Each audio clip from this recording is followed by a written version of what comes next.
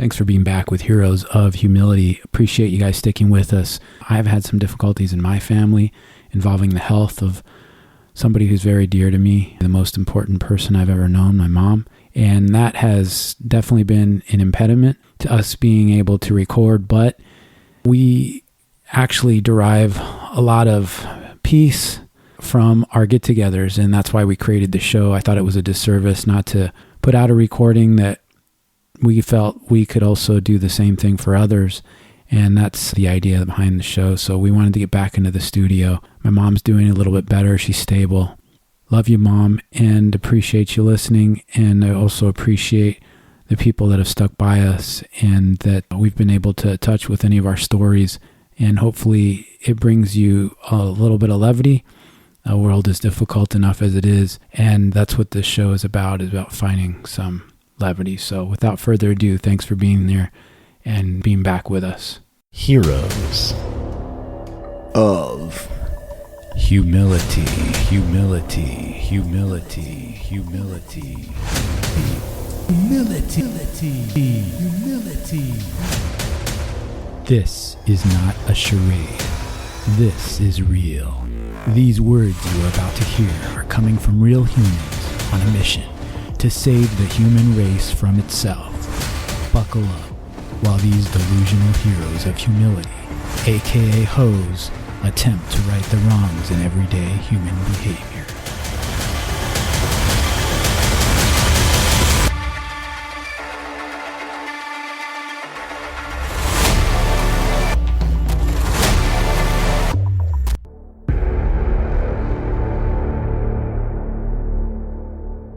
Hey, what's going on out there? Anybody? Hello? Hello, hello. Bueller? Sound check. Heroes of Humility, back again, recording live in the studio with Beige, Pierce, and Red, no less. And we appreciate you guys tuning in. This is a show where we're supposed to talk about something. So we have an idea for a future show where we're going to talk about how maybe you could become however you are with groups of other people. I think sometimes people behave a little differently when they're out socially than they might when they're just by themselves. And so maybe we'll see if the guest we had a while back, Jennifer, would be down to come out and hang out with us. But this show is going to be about our purchases that we make. Yeah, we walked Red, in you want to today explain? and somebody, we walked in today and somebody couldn't walk by without tripping on styrofoam and a large and a TV big box. I mean, we're not talking. I feel like it was a humble brag. I think that was left out there intentionally kind of for us to stayed up. that, right? You guys want to know the truth or the delusion that you're operating under? So last night, I ordered this thing from Costco after like a week's worth of research, and I've been putting it off. I got a new TV, and the TV that I wanted was an 83-inch thing, but I decided for the distance between where you sit and look at the screen, it would be too big. So I got the next biggest one, which was 77 inches, and did a lot of research anyway. Long story short is that I've got this TV that I think is perfect for here. And I went to town on it last night, and it's not like you can just turn a TV on. You have to go through all kinds of stuff, man.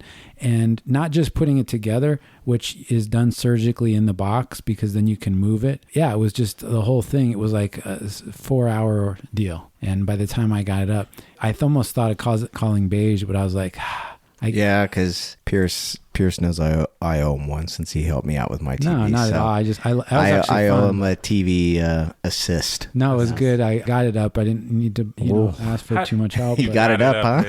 Yeah, good job, buddy. How did you get it home? That's a question. I don't see you putting it on top of the Trans Am. No, I had it delivered. Ooh. It was delivered, and they did a really good job. It was one of the best deliveries. Usually, did you make the guy put on booties before he came in the house, though? I usually do, but not on the bottom floor. You mean just because it's the floors? But I didn't bother with these guys, but they were good. Usually, there's always something weird that has been. Every time I've had something delivered, there's something weird that breaks. This was the first time it wasn't that weird. The only weird thing is that one of the guys went to shake my hand like 2 or 3 times, and I was like, come on, dude. Yeah, it was way too many shaking of the hands. It's because I've already paid. Did he for linger all that. on the handshake a little too long? Yeah, way too much. Middle finger tingle in there as well. And I also I think he wanted more of a tip. And I also think that they always have this thing where one guy is like the communicator, the guy who can speak, and the other guy is just like grunts and like Tarzan things.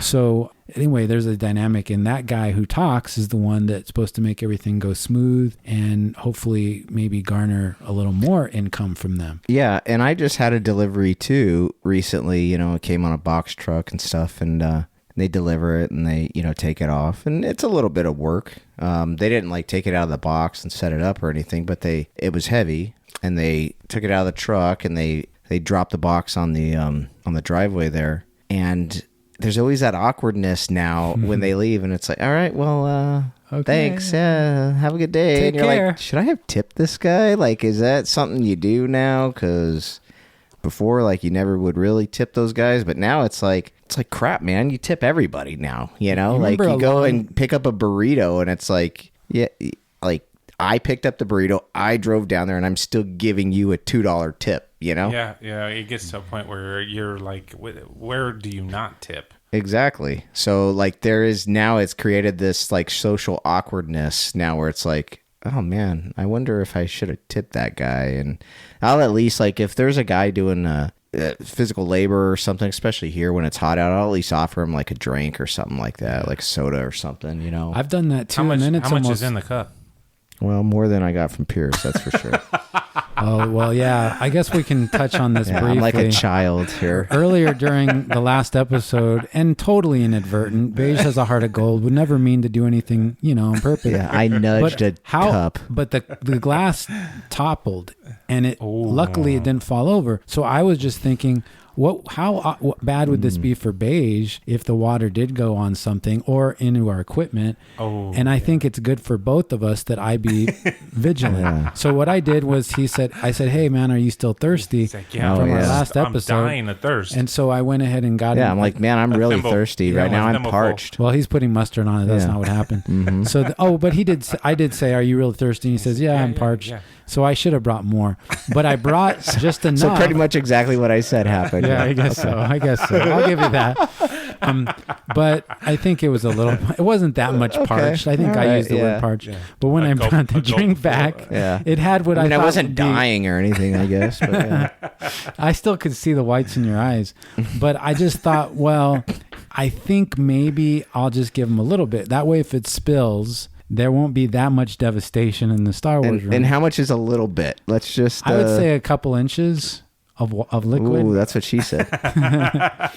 So I went ahead. Sorry. Yeah. Oh, you know what? That's funny. I had a weird dream last night. I know we're off topic. Oh, hey now. I had a weird dream. Well, you were watching Bjork. No. And a couple inches. Let's get this out there. I had this dream, like I was at a huge lunch work function, and I was like, I don't really like being there. And I couldn't find my buddies to hang out with. And the next thing I know, there's Pam and Jim. Well, I'll go talk to them. I know them.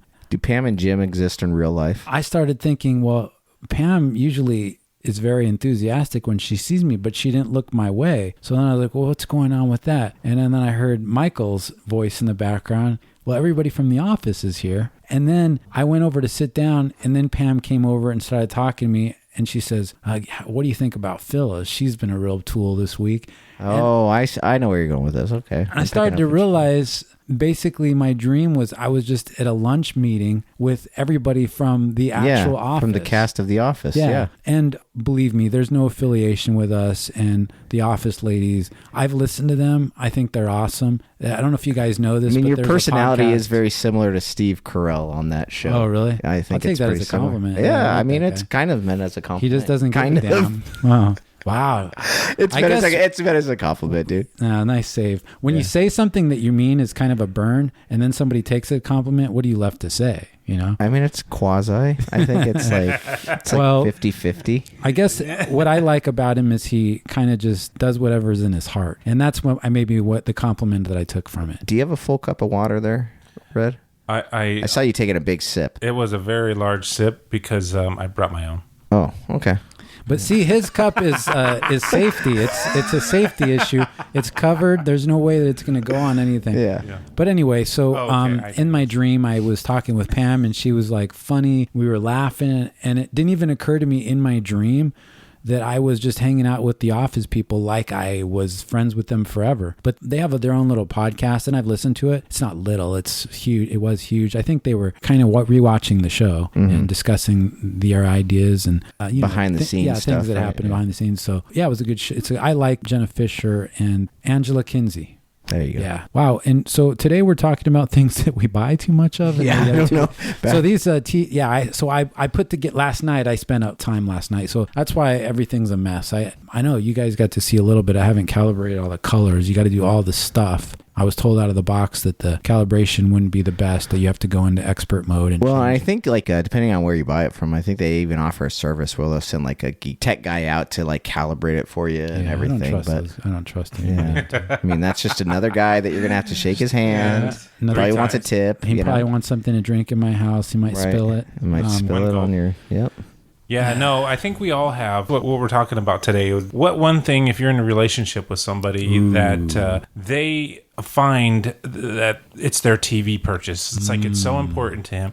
I didn't ask Pierce who bought the TV. I knew that he was the one that wanted the TV. Oh, yeah. Because I will tell you I'm the more materialistic. No, not necessarily that. We all have nice save. In a relationship, we all have our thing that we find important, right? And that's something that we would want to spend money on. And what you're saying is important to me is shallow materialistic TVs, whereas my beauty would want something with maybe a little more meaning. She's not interested in things. I'm sorry, I see what you're saying. Go ahead, Red. No, you probably could be explaining that properly because I too would be the one, if you were to ask me who picks the TVs in our house, I guarantee most people 9 times out of 10 would pick me. Yeah. Well, and I don't want to overgeneralize. I think that's a dynamic for, I think mostly men are the TV pickers. Yeah. I know that's the way it exists in my house too, but I will say my wife is always, enjoys watching TV. She's actually a sports fan, so she likes watching sporting events and, football every Sunday, Saturday, Sunday. So she's usually on board with getting a new TV, luckily. So that's a battle that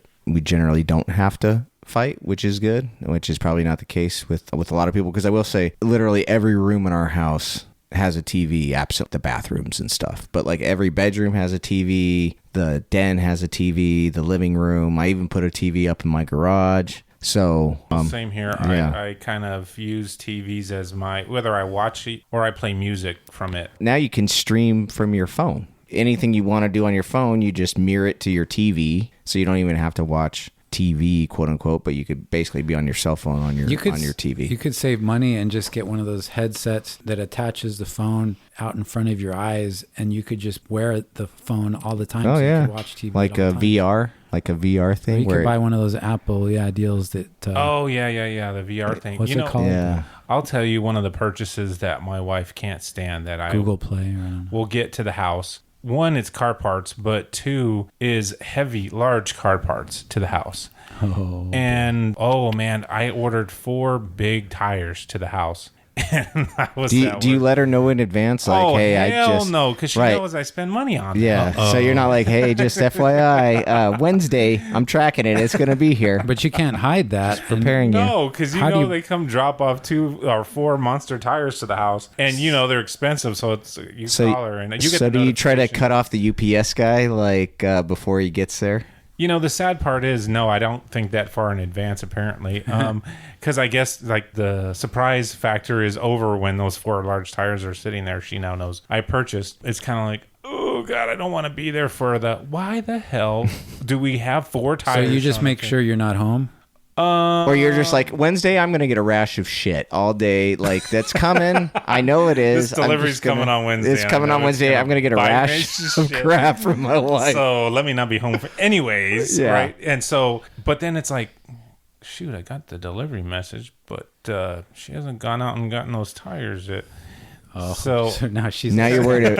You're worried about a porch pirate. Yeah, right? exactly. Let's back up for a second. So, your tactic is first of all, you just don't really think about it, and then it happens, and then after that, you think, well, I just maybe better not to be around, and then you worry and you're bothered, like I have been before, because you don't want him just sitting out or something. So now she's actually got to go out and do something. Dude, this is the worst strategy. But in your mind, you're like, she knows they're sitting there. We're just both not acknowledging that this is happening She's right like, now. I don't want to lift those That's tires funny. out there. You know what I'm saying? And it's like, But she doesn't text you and say, what did you order? Because I've had that Oh, before yeah, where yeah, it's like yeah. there's something outside and it's like, what did you order? yeah, when I was getting my truck restored, there was, think about pieces of wood that you order for a truck showing up that are 6 foot long, and there's multiples of them. And she's like, what the hell? I can't even lift this box up. You better get it up inside the house the best you can, because it's worth a lot of money. Like, But she's get not in there. pissed that you spent the money. Well, but all the things. Oh, like you one- ask her to try to get it in the house the best she can? Yeah, because, one. Dude, you're cruising, man. Oh, Yeah, you basically your turn your gumption wife is into huge. like a Sherpa. Like, Oh, 'cause yeah, she's you just know- one of those What's a Sherpa? like the Himalayan Everest guides that carry all the stuff for the climbers on their back. And the funny part is, She, I bet should she have really some guilt. enjoys the podcast, doesn't she? Oh yeah, Sorry. of course she does. But What were you gonna say? the sad part is you would think that I'd have some guilt about it, but I guess in my mind I'm paying her back for all the stuff I have to do for her. But because to me a relationship is You're give and really take, dug right? in, dude, on this one. I hope she doesn't listen to this. I like burying myself because it's a way to get out. you guys whatever. love each other, so that helps. Absolutely. But so anyways, of course you get the text that what the hell did you order, because she didn't know. And two, tires aren't cheap nowadays. So it's like, we didn't talk about this. How much were those? How much are they? And you're like, well, the performance aspect. I got a good deal. Just tell me how much they cost. But you don't realize they're not just tires. They will do this and that. And To her, they're just tires, they're bro. just tires. Yeah. So that I guess that comes down to I was trying to talk about what being the topic for today is, what things have you find important that maybe costs a little bit of money, but it's important to you, and you're willing to spend the money, but your partner is not on board and they only accept it because it's part of you, type of thing. And those tires are, I'm telling you right now, my wife would never order 4 tires to the house anyways, because to her it's like, why don't you just go to the tire place and have them take care of the tires? If you take a small look around where we're sitting, you'll find that everything in this room is pretty much an affront to any kind of partnership in discussion or Fiscal responsibility. Yeah.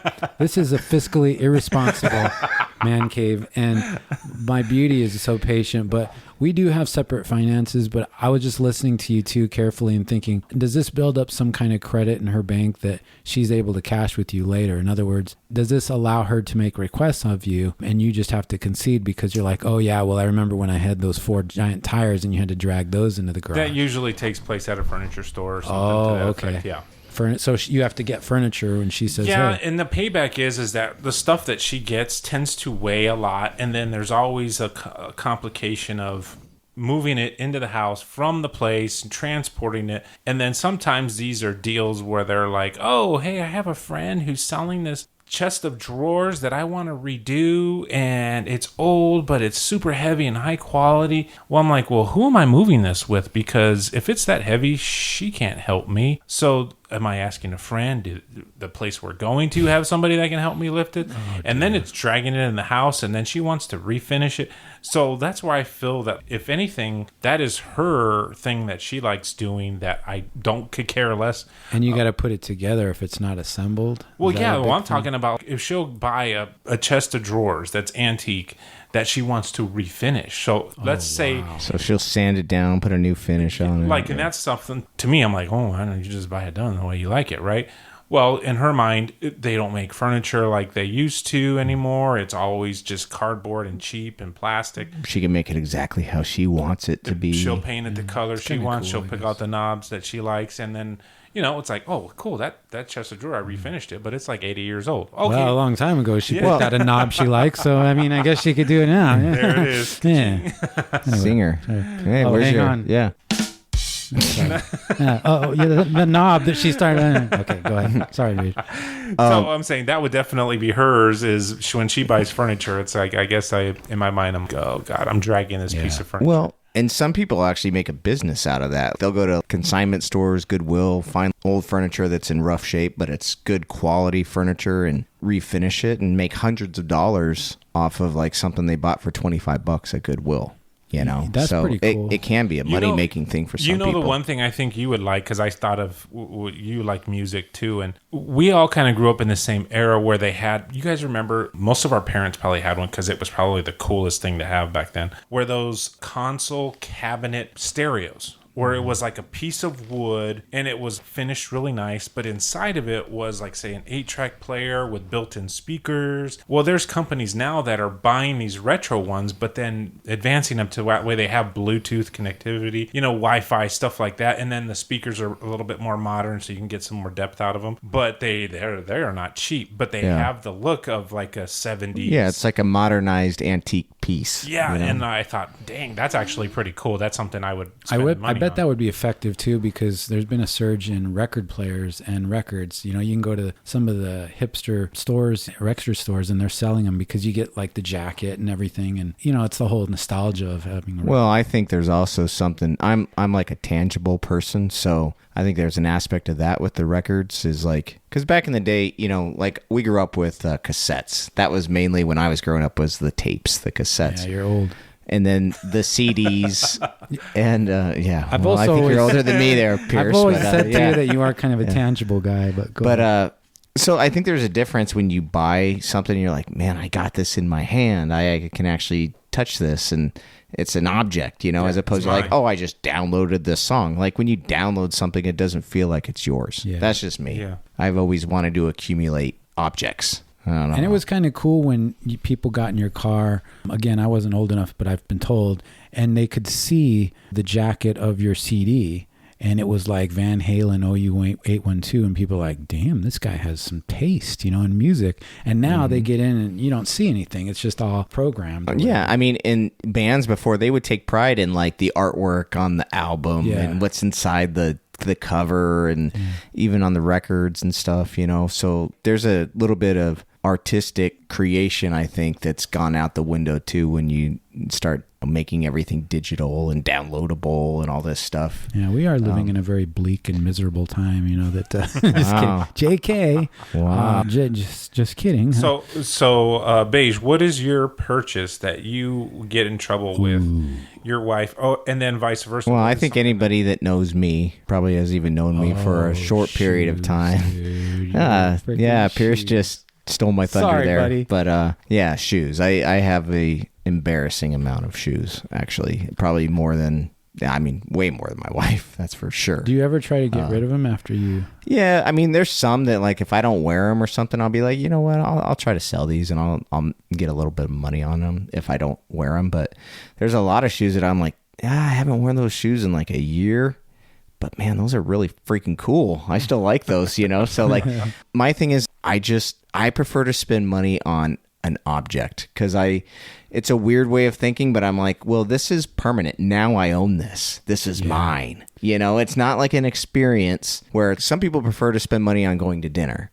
Or some people prefer to spend money on going on a trip. Idiots. And it's like, what do you have at the end of the day that you have permanently? You have a memory, but there's nothing tangible that you have. It's just like an accumulation thing. It's almost, I don't know. It's almost like a hoarder type. That's such a good point, though, because we were looking at vacations and we were thinking of going on a cruise, and it'd be like $5,000, for each of us. And I think that was like 5 days, and you go to. But I'm just looking at some of those prices. That's the TV. We're going to enjoy that TV. Yeah, we're going to have that TV for years. The TV is going to be with us for a while. We'll be on the. We're going to grow old with that TV. Yeah, I might even watch Bjork on. Right. Yeah, I might watch Bjork or Van Halen or any kind of number of magical things. Yeah, I can't watch Bjork on that cruise. I mean, I guess I could on my phone, but savagery, it's not the same. Experiences. Yeah. I do get it, though. I mean, I have thought back to the last vacation I took, and I thought, that was good. But like, I did get a new Scout Trooper helmet, and it looks exactly like it did in the movie. It's like every time I look at it, that's another feel cruise. Tingly. You feel tingly inside. You feel happy. Yeah, right? Like I've been on a cruise. Yeah. Yeah, so take that, Carnival. Stupid idiots.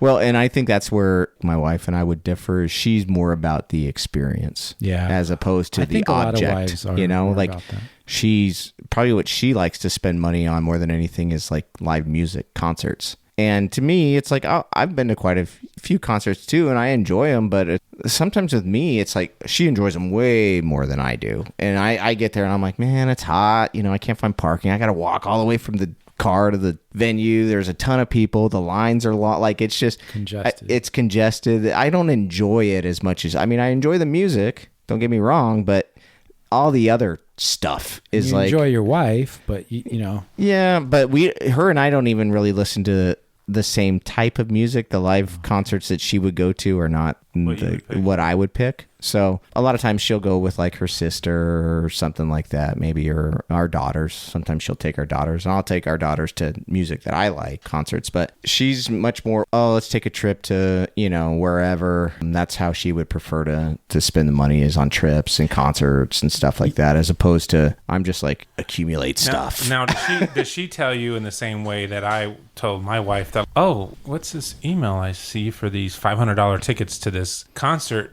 Can you discovered it? And she goes, or she probably properly informs you, hey, there's this concert coming up. It's my favorite band. I was thinking of buying. Nah, she'll just buy the tickets. And she'll put them, like, she's got her own card and stuff, so she'll just put them on her card and buy the tickets and then use that. But generally, or say, hey, I just bought tickets to this show or something like that. And it's like, didn't you take your kids to Taylor Swift a while back? Yeah, she did a while back. I thought you did. And come to find out, well, I did when they were like years ago. We both did years ago, but this last time it was just her and my daughters. Come to realize, like, she got tickets at face value, and then they were selling for like thousands of dollars more than what she bought tickets at. And I was like, damn, you should have bought as many as you could, because you could have made thousands of dollars on that. Her wife could just be a little more of a scalper. Yeah, make a little, exactly. I was wondering though what my question was going to be when you went to the concert.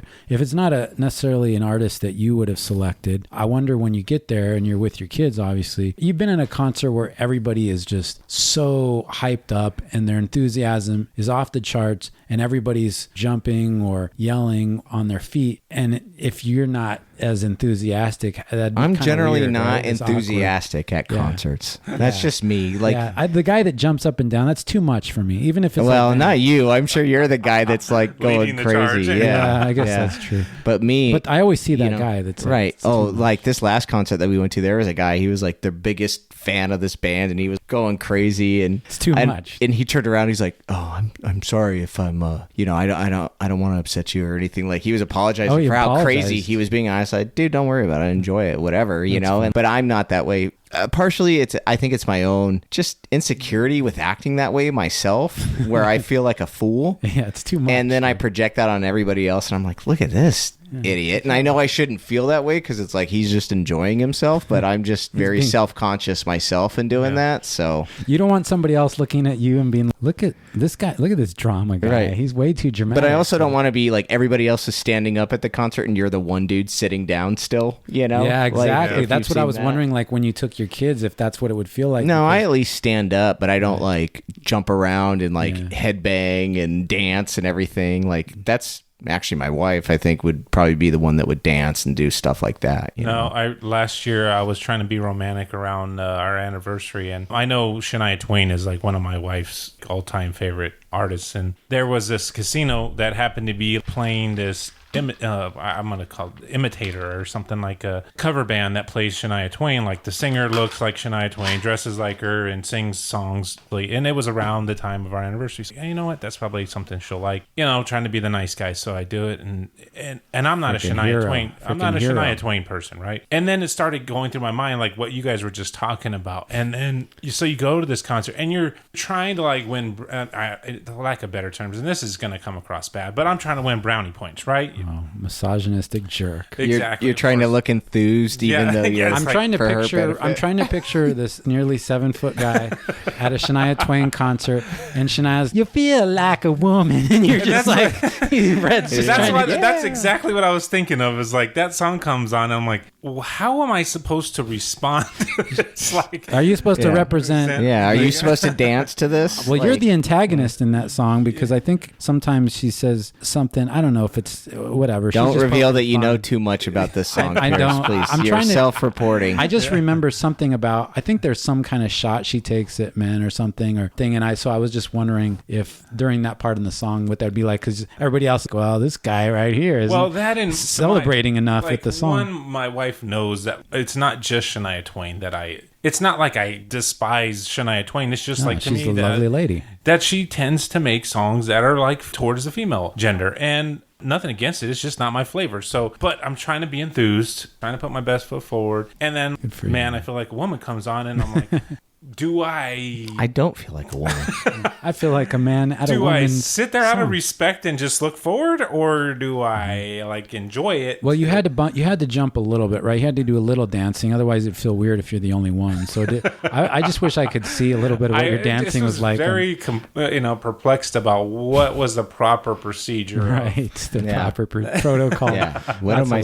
Did you see any other gentlemen at the concert dancing around? Well, they had a boa around their neck and probably had like wings on their back. Very country western.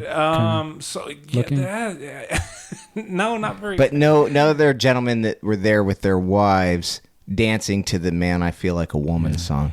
Yeah, it was kind of like the guys. We'll sit this one out. You know what? Yeah. What if you had turned to your let wife? Him have this one. What if you had just turned to your wife and like you started to kind of dirty dance with her? Would You know that have what been though? appropriate? I will say. a little B&G? Yeah. Yeah, I will say. Yeah, a little bump in. After we were done with the little concert venue thing, my wife gave me. She's like, "I know this isn't your thing." a slap on the butt, I would have appreciated that a little bit more. finger in the. But no, wait, whoa, hey, now. whoa. We discussed that on the last episode a couple whiles back. Sorry. No, but she said, "Hey, I know this isn't your thing, and I appreciate you not like complaining and Oh, that's feeling cool. like that." So I got my brownie points that I was trying to earn. Then you somewhere ordered in some my- tires. Yeah, And then that's when Tires you were got the ordered. Exactly. But to me, it's always give and take. And I will say with my wife and I, even when we were dating, we would go back and forth with, okay, you picked the James Bond movie this time. I'm picking the Sex and the City movie next time. Okay. So that was a thing. Yeah. Because she's not a big, like, action-packed type of movie. To me, for her, that's a win-win. I mean, look, I mean, in my mind, too, but... I wonder if my beauty has pretended. See, sometimes I think she pretends not to like the stuff that I choose as much. Just so she could get up on you a Yeah. little Do bit. you think Yeah. she likes Top Gun as much as you do? She likes it. Much? Oh, she likes it. Well, I don't think anybody likes it as much as Pierce. Probably not as Probably not much. even Tom Cruise. Yeah. I think that she likes stuff. Now, she doesn't do this to me, but I'm just wondering if this happens in the dynamic of other folks, is that they then are like, well, yeah, I really don't like that, so let's go do this. And then, so, like I said, it's kind of a win-win for them. They kind of milk it a little How bit. do you feel about Hallmark movies? Ooh, that's rough. Oh, Yeah. Christmas time is brutal, right? Yeah, I don't like any of those I don't. I mean, I wouldn't mind if a rom-com snuck up on me in a movie, but there was some other thing going on. But to just go watch two people fall in love, and that's what I'm disgusting. thinking of. Yeah, it disgusts me. My love is organic, and I don't want to make it contrived Pierce and is- watch yeah. two people try to get. The other thing I hate is, look, I know you guys are going to make some porn joke, but to watch people have in the act of coitus or love in a movie when it's like way too long, it's like, dude, they could have easily cut a cut scene and that'd be fine. Dude, wait until you have kids and that comes on in a movie. Like, like there's like a love scene in a movie and like you're watching a movie with, and you're like, awkward.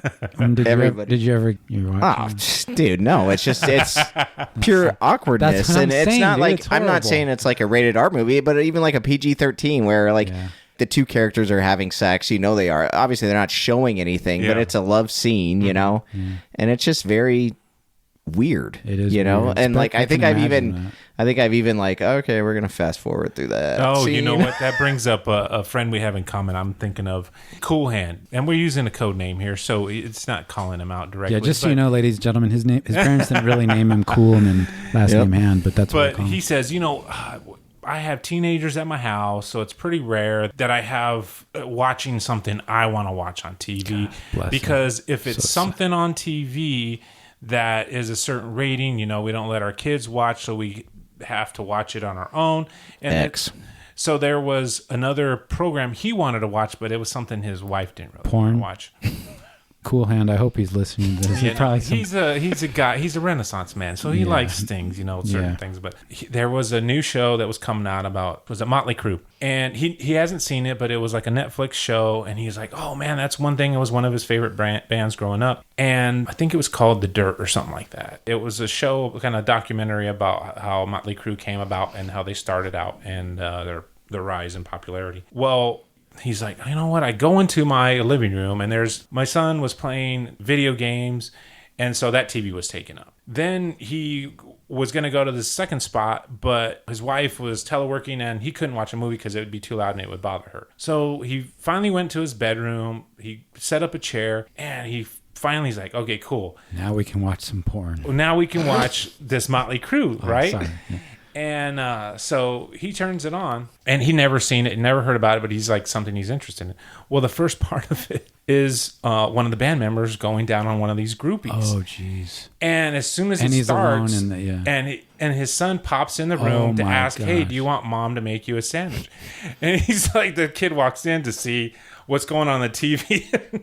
Here our friend Cool Hand is like, one, he's embarrassed. Two, it's like he didn't know like this was like the first scene. And of course, the rest of the show, from what I remember watching of it, it doesn't show anything else like that.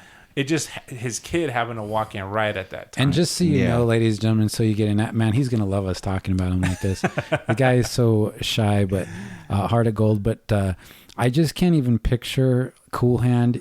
I don't know. Like, I'm sorry. I just can't picture, if you will.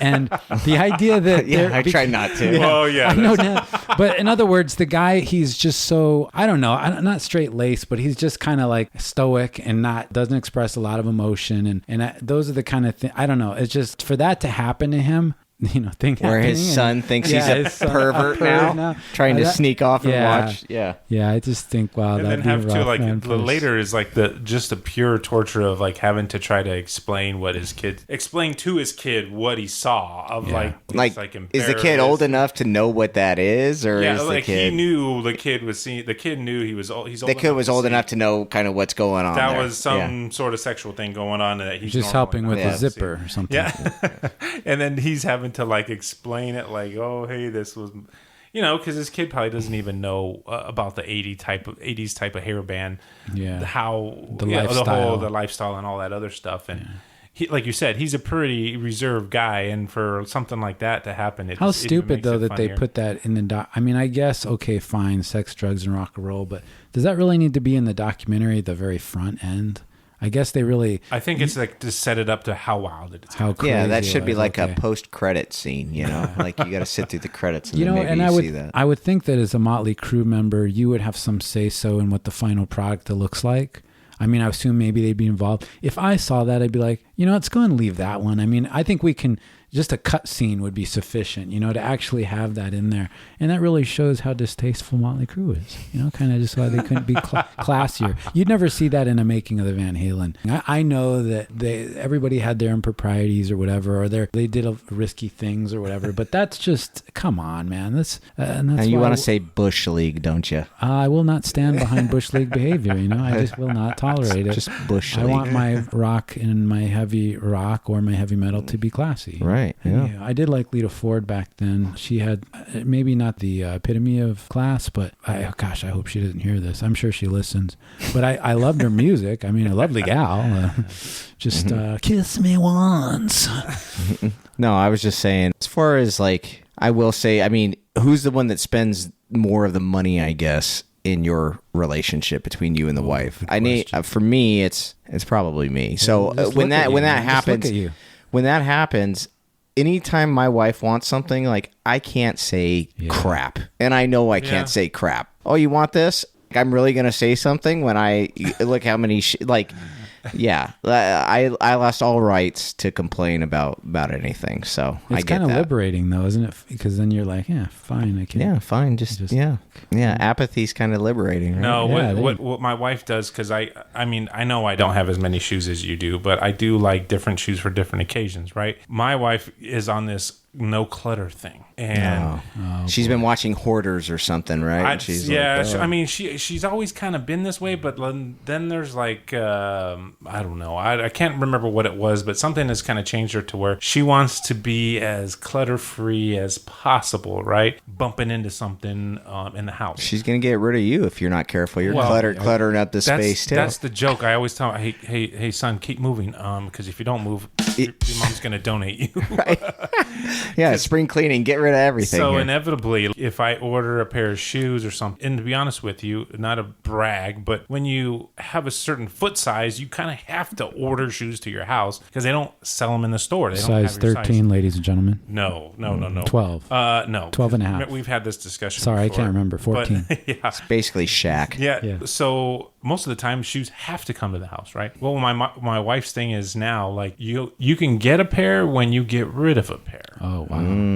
Damn. And What do you if think And about you're that, like, Beige? I'm a man. I can do whatever I want. Well, no. If you're like Beige, sometimes you might have a memory and those are my whatever shoes. Those are my awesome gym shoes. But I don't wear those gym shoes out to other places because those are my gym shoes. Or I have a pair of hiking boots. Well, those are for hiking. Well, Yeah. What about a pair of dress boots those are different for different occasions? Those are one pair of my 7 hiking boots Yeah. that I don't wear. Well, that's what Summer she gets hiking. into. Yeah, I like those ones for summer. 'cause Ultralight yeah. hiking and But that's what we get into. The absolutely, I'm telling you, I'll give it up. That's one of my worst things I hate doing is going through closets or like your shoes. For my wife, it's decluttering, and to her, it's more peaceful to get rid of stuff because the clutter makes her stressed out. According to the way she a explains cluttered house it makes a cluttered mind, I guess, right? Some people think that. Sure, yeah, whatever. That's cluttered something knob. that she lives by. But so, like for her, I'll come home sometimes from doing something, and she'll have 6 of my shirts laying on the bed, and I'm like, "Oh, what's going on here?" There's no more room to hang anything. You bought 2 shirts when we went out last, and there's no more hangers. You're paying the price, buddy. So, which one of these shirts are you wanting to get rid of? And I'm Wow. like, so when you're not, and I bet you Pierce can agree to this, judging by the collection that he has. When you're not mentally prepared to give up Yeah. something, you're like, whoa, why is this shirt I have to go? Like this, I like this shirt. Well, like a knot. And then she's like, you haven't worn it in 2 years. exactly. But I And like it. Yeah, and you're like, that's Freaking the clothes shirt. Nazi, man. I'll take, you know what? There's very hard to get rid of some Sorry, of this Miss stuff. Red, and we know you listen to the Yeah. show. Don't pay attention to that comment by She Bear. knows. Apologies. She wears that badge with because she gets. I'm like, you get pleasure out of doing this. That's to me, don't you?" sickening. I'm sorry, Miss Red. That makes me sick. We need I laugh because I know it's something that I have where it's like whether it's shoes or shirts, you think of it like you want to get something new. You're not thinking of, okay, if I get something new, I gotta get rid of the red and orange ones or something. That's why we own houses to put stuff in. Yeah. And, I mean, I guess And that's why I'm going to get a huge coffin so I can be buried with all of this. it's a good call, man. Yeah. But you don't want it falling into the wrong hands. Grave robbers? Yeah, Is that what you're exactly. saying? Well, no, I'm saying before it gets. That's what I'm saying. Yeah, I applaud your efforts. Yeah, that's like the pharaohs in Egypt. They got buried with all their Yeah, stuff, right? bigger room. When people say, you can't get buried with, well, I beg to differ. No, I what- think Yeah. you might be able to. What happened to Beige? Well, you see that pyramid over there? He's, Yeah, that's got all this he's stuff in in the it. middle of it. Well, then that turns into the sad thing is if you ever have a loved one, a relative pass away, and they had some sort of collection of something that they held so dear, and let's say they didn't have anybody to leave it to, then you as a relative have to go through that stuff. And it's so sad when you think of somebody that held something so high in their Heart. Dude, if I'm a Yeah. ghost, if that happens, I'll be a ghost and I'll be like, you are not selling those Jordan 1s for $5. Are you kidding me? Yeah, well, yeah, because I'm going to come back and haunt your ass, and I'm going to let you know. 'Cause, right, the Because normal you don't know person has enough no about idea. shoes. Because the person who's going to inherit it, they don't know anything about shoes. Yeah, right. So they could be looking at this. They call them grail shoes, like these shoes that are super limited. And they could be looking at that and they'd be like, $5. And you're like, are you kidding me? Yeah, no, exactly. And, Yeah. and that's the thing that you held. And believe you me, when she started like reflecting that onto me of, okay, pick certain things that you have a value you could pass on to your kid or your nephew or something like that, that they would appreciate it or at least understand how much you liked it and carry it on and live on. But some of the other stuff, what are you going to do with? And Yeah. it happens if you go, those holy grail of whatever tennis shoes that you had, somebody has no idea Right. about, and they're just giving it away. Like after you pass, the people are left. Jesus, this guy had a lot of crap. Just get rid of it. Just get rid of it. Yeah, no, it's sad. That would be horrible for that sentence to be uttered when anybody was pointing to one of my Darth Vader. Oh, helmets or dude, this would be a fire sale. If you dare if you passed away, How- I would come to the garage sale and I would purchase a lot of these at a bargain price. Well, First, Struck a I'll be like, nerve. that helmet, $10. $10 for that one. I'm just going to wait till you're done so I can respond to this when I have some silence. So first of all, how dare you? How dare you. Second of all, Get out of my house. it's already been advised this will be In the will. established as a shrine to commemorate my contributions to the joy that it brought everybody. They got to look at it, and nothing will be touched upon. Is this in the will? It's been understood that's already been discussed. Beauty told me she's going to make this into a shrine. Wow. And that woman, yeah, she loves me. So I think that I'm going to just go ahead and Maybe- continue to amass. Maybe she could taxidermist and you could just be in that Batman suit there in the corner for eternity. Oh, You know, actually, You know, they do that in other countries where basically people are like deceased and they... Wow. I've seen it, dude. taxidermy Weird, people, man. yeah. Not necessarily taxidermy, but they're like embalmed and they're just put up there at the wake or something. I think you at know, Darth like that does Vader- happen in other. I've seen it in other countries before, but yeah, that Batman suit Well, Darth that Vader- could be. Darth Vader would be more appropriate probably to be entombed in because that's kind of what they did to Darth Vader. He got burned and stuff. Not to get too dark, but when you do pass, what would you like to be buried in? The Batman outfit? Like Seriously? Superman suit, yeah. Okay. Well, if I survive, I'll let everybody know, dude. And you know what's so ironic? I will about let this? everybody know if it so happens that I outlive you. You'll have to do even more than that. Not only will you have to let them know, but you once zipped me up in the back. So I'd have to you're zip gonna up have your you're corpse. so you're going to zip me up as the last person. But don't have me face down.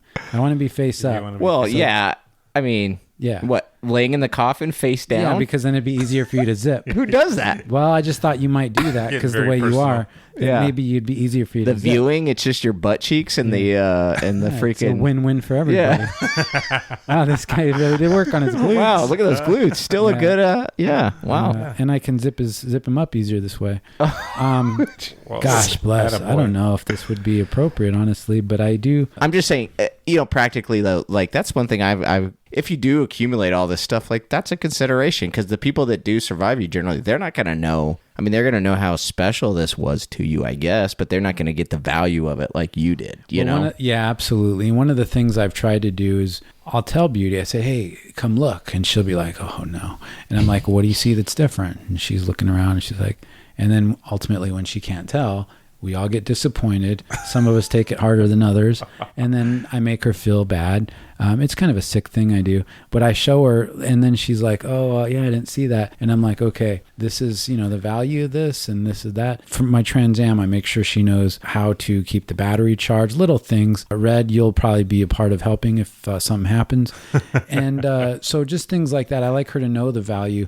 And I've kept boxes for things because with the boxes, it helps maintain some. Well, Red, you'll have to stop me from coming over and lowballing Pierce's wife on some of these items. I know this is all joking around, but I'm getting a little concerned, dude. No, but And I I've- hope you honor me in death. I will say as you that did in life. You have to Yes. have them experience some of the joy that you experience. Because I know, like with me, with of course my truck, like you said, your Trans Am. Yeah. My truck is one of my most coveted possessions of things that I have. If I only experience it myself, it's only important to me. Right. So, I only have one child, so of course that's going to go to him. But if he doesn't have any interactions with me and him or interactions with it, it's He won't really, be interested. yeah, right? he'll know it's special to you, and he may resent the thing like, oh, hey, that's something my dad spent more time Upkeep. with than me. Yeah, I you mean, gotta take I would care think of it. that in a situation like that, the hope would be, oh, maybe one day he would drive this and he'll have fond memories or something, right? My thing is actually include them, like whether I work on it. Hey, let's go take a ride together. Hey, I remember when I was in the truck, my dad took me all the time, and we would squeal the tires or something like that, and we would all laugh. And then when I would be gone, that he would have all those memories within that, and that would be as a special Right. to him, Like that because it object was- is a thing that would kind of ignite those memories again in his mind. That is a healthy and- way to look at it. The other way you could look at it is that just similar to his buying the tires and all of the protocols that he set up badly to get his wife ready for this, he's actually brainwashing his kid so that the kid says, you know what, I do like this truck. Say Beauty comes in here. Mm-hmm. I don't know if she has one piece of yours that she'd want to take, right? That, like, you know what I mean? Is there some piece that you have in here that she maybe either helped you buy or she got it as a present for you and you reacted a certain way, and so it's like that Or is it all piece- going in the trash? Holy crap, Now, if you dude. notice, I'm not looking at you right now because I don't want to hate you. I don't want this to become more awkward. So just please take the hint. Go ahead, Pierce. No, seriously, we had a little discussion. With Beauty, she does realize that the value is obviously somewhat intrinsic because there's certain things that do have a universally uncommon quality. You can't just find this Death Trooper helmet anymore. So that's something that has intrinsic value, but it also has subjective value. Unfortunately, the ugly side of this hobby, which is that you go on to a website, let's say eBay, and you can tell what something goes for because that's what it gets or bought for or listed for. And that usually sets the price. All of these things have gone up, and that's why there is some value, and it's good for people to know that. I've heard you should take pictures of stuff. And maybe this is too materialistic of a way to look at things, but you have these things that are tangible. A lot of times that outlives people's memories. People live, they die. That is going to remain until it's destroyed unnaturally, potentially, you know? And how do we look at previous civilizations or previous generations or ancestors? A lot of those memories and things are passed via physical objects. When you look at, like, I inherited a Bible from my great grandparents, and it's in German and stuff. They spoke German, and there's writings in there and stuff, but this is from like the 1800s, this Bible. It's like a family Bible, and it's just cool to see that because it's like they've been gone for a long, long time, but this object is like a piece of them that is conveying part of their life, you know, and something that they enjoyed while they were here, and it still kind of holds a piece of them within it. So that's kind of a way to look at things as well. I mean, yeah, we're looking at this stuff, but this is part of you. This is what you're interested in here. This is a piece of you, you know? Well, and it also makes up for some of the, comments earlier. I know. It was a beautiful thing you just said. But your beautiful story also made me think of a beautiful story, and I don't mean to be a one-upper, which is kind of almost a tiny bit more beautiful here. But just one bit more beautiful. Yeah, just a tiny bit more beautiful. It is that my dad gave me a book, and I don't know why I was interested in this. I think the reason it was particularly in high school or junior high, because the idea of somebody that had such tenacity and such drive and such like fanatic desire to joke, but also recklessly put themselves in harm's way for whatever reason was something that kind of was interesting to me. And I'm talking about, there's a lot of controversy about this figure, George Armstrong Custer. When I was a kid, I was interested in U.S. history and studying it, and came across this character, this guy, real life in a lot of ways, even though a lot of the stuff has been hyped and made to sound more fantastic than it was. There are stories of him, and harder ones now to read about, of engagements he had in the Civil War. And he had a lot of friends in the South, but he happened to, after he left West Point, graduated last in his class, actually was used in the Union. And there were stories of him doing these crazy things.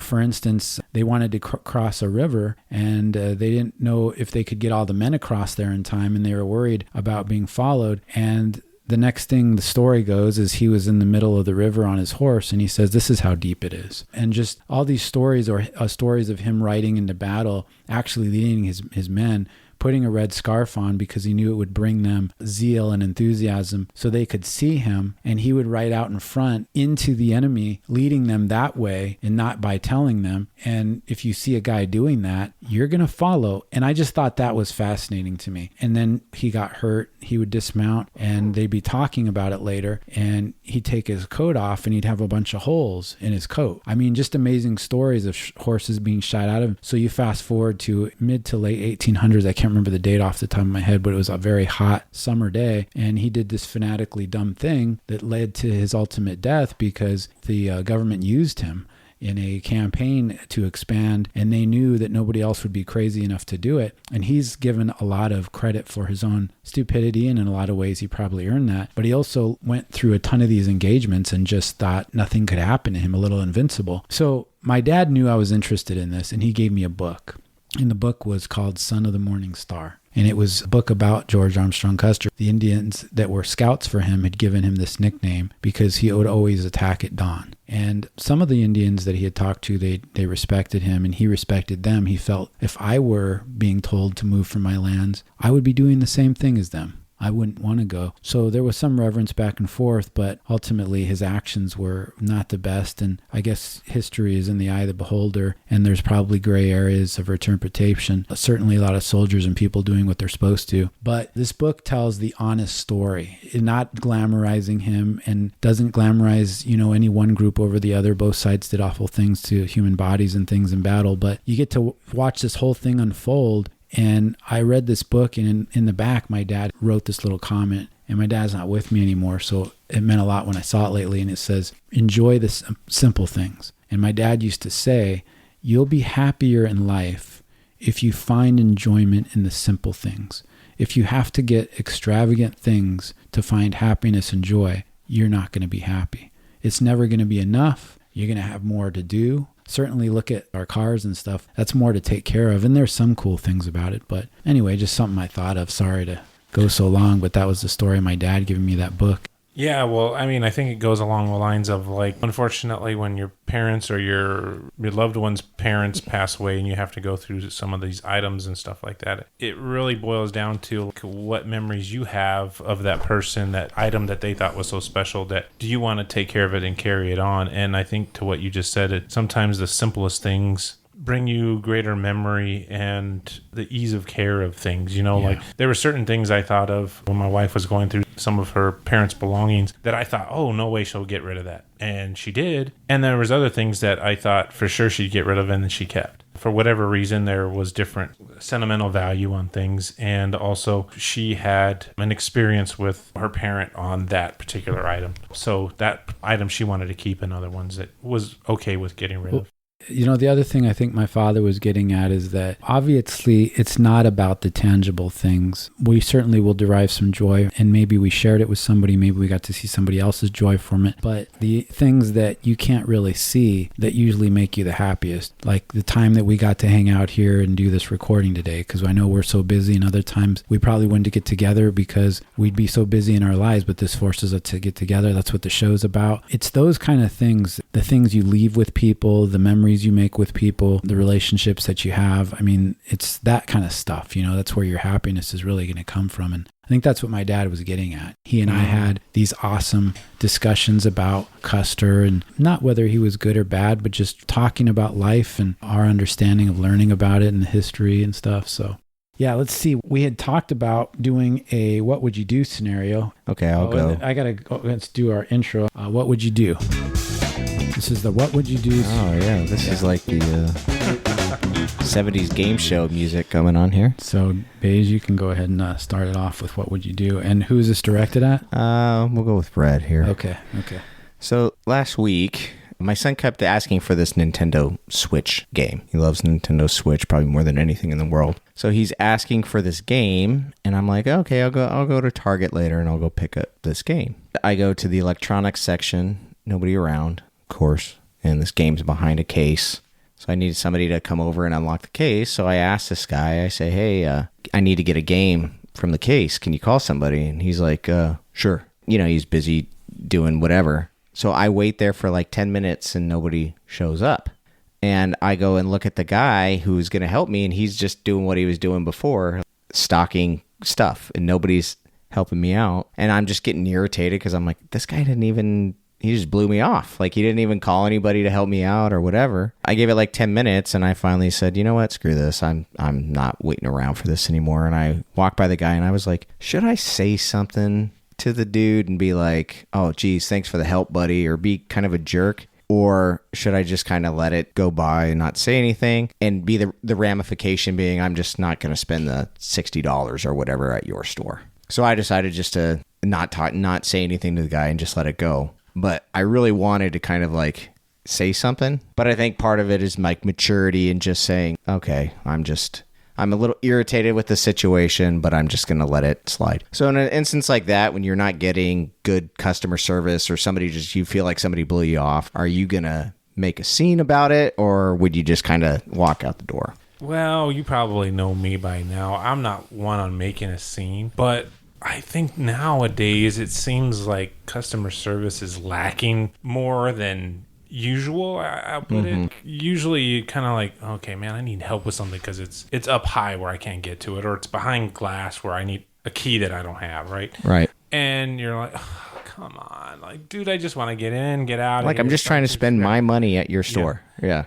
Doesn't anybody work here that freaking like has a goal of like selling stuff or like wanting to help somebody if they had a question? Yeah. So it does get annoying and irritating, but I've always found that I try to put myself in the other person's shoes. Just, hey, man, I've looked all over the stores. You guys are the only store with it. I'm really looking at this game behind the glass. And then 10 minutes goes by and then, hey, bro, have you ever had a chance to... I think a lot of it, though, beige is the way you ask somebody. And I'm not saying you asked wrong, but if you can relate yourself to the other person, they will relate themselves to you to go, man, this guy really needs this game for his kid. Hey, man, I'm looking for this game for my kid. He's 2 or he really likes playing this. For some reason, that will trigger a personal memory for them to go, it makes it important to them and go, man, this guy, he just really wants to get this. He's being a good dad. He's getting a game for his kid. Where is this person that I called? Like, right? It's important. Now it's important to them. It makes it interesting to them. Besides just,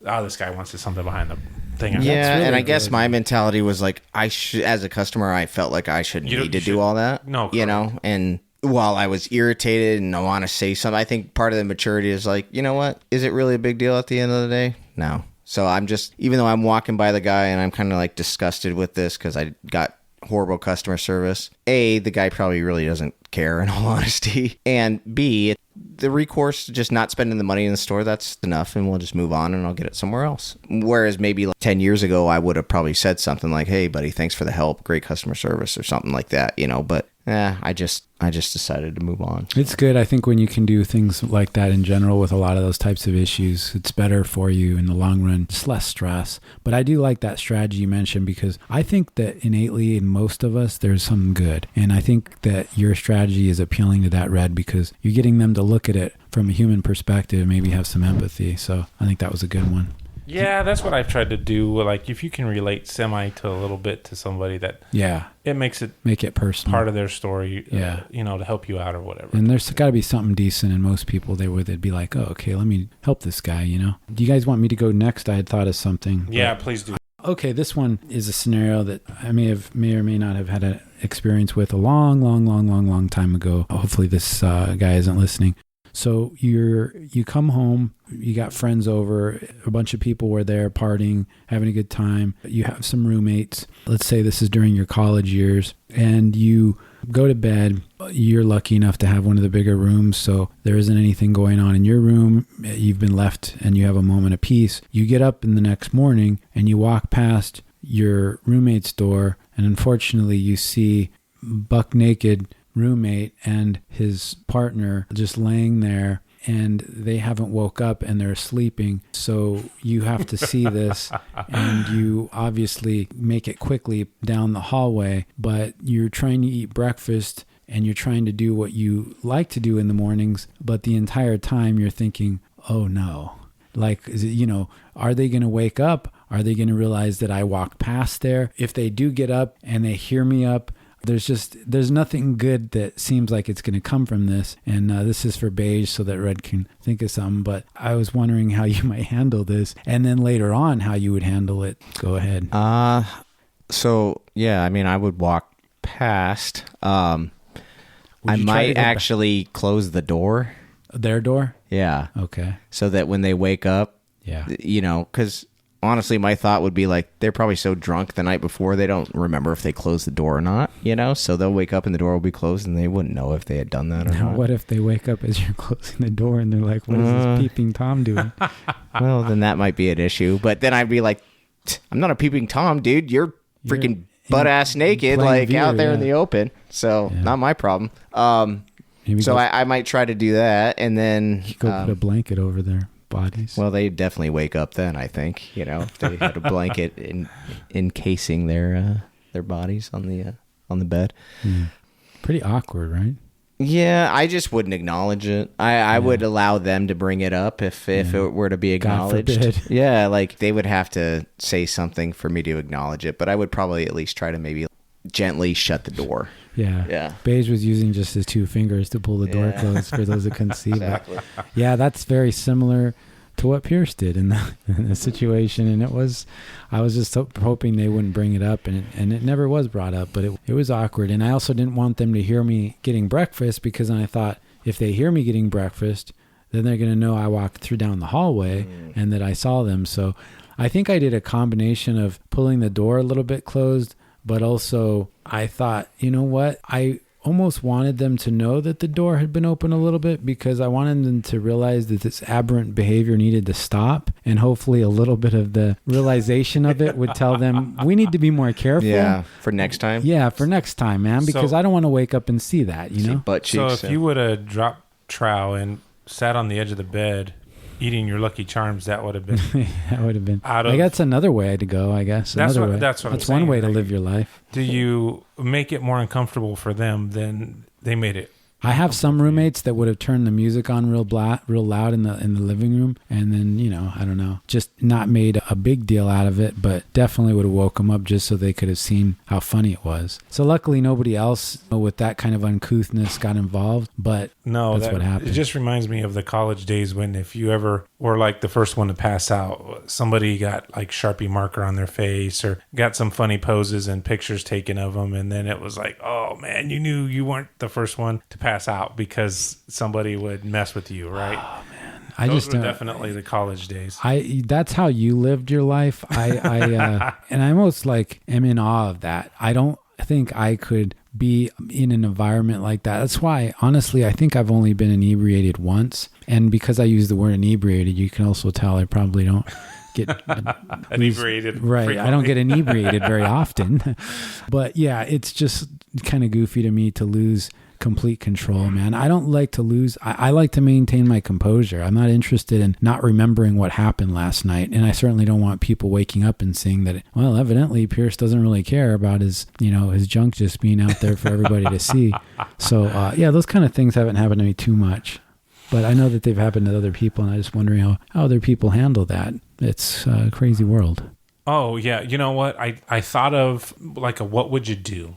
Okay. Now, say you're like waiting for you're on a subway, like bus Okay. or something like All that, right, I'm picturing it. and you are traveling with multiple people around you that Okay. are strangers, right? And It's congested. it's congested. So you have somebody on the bus that you don't know, but it's close enough to you. You can hear what's going on. They're getting into it. And let's just say there was an elderly lady that wanted to sit down. There was no seats available, but somebody did not want to give their seat up so the elderly lady could sit down on this bus. Okay. So there is all these other people that are trying to like, hey, tell this guy to get up, or trying to single out some male to sit up so the elderly lady can sit down. But you're overhearing this. So what would you do is overhearing this. What would you do in that scenario where you're not an active participant, but you're overhearing this? That's a good one. A long time ago in one of our episodes, I talked about the insanity of somebody just going to town on grapes in the grocery store. Yeah.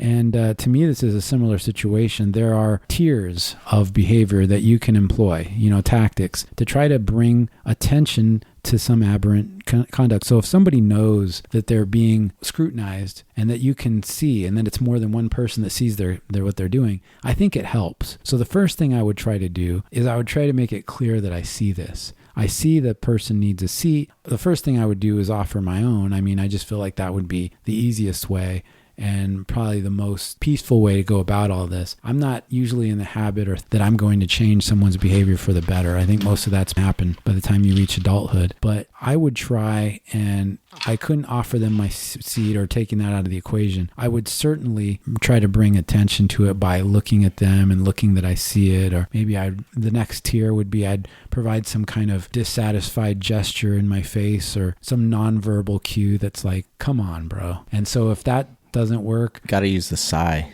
yeah, the sigh is a good one.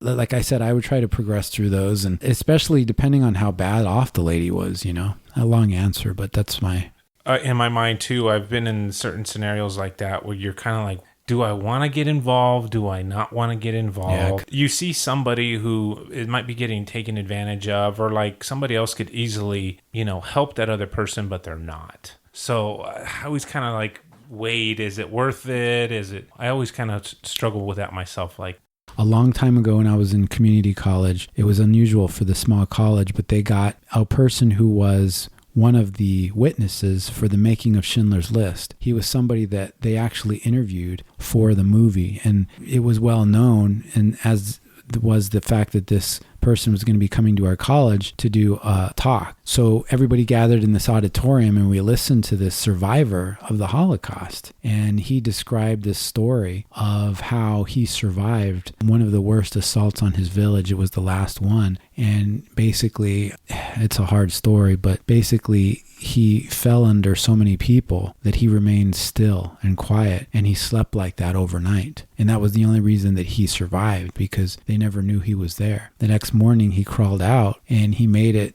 to a farm. And I think it was a German family that took him in and took care of him and kept him safe. And he survived because of the kindness of these strangers. He started crying, telling us the story, and there's hundreds of people in this auditorium, and he was also hard to understand, so everybody was listening so quietly. And if you've ever been in a room with a ton of people and somebody's on stage or whatever, you hear rustling of papers, or you might hear a cough or breathing.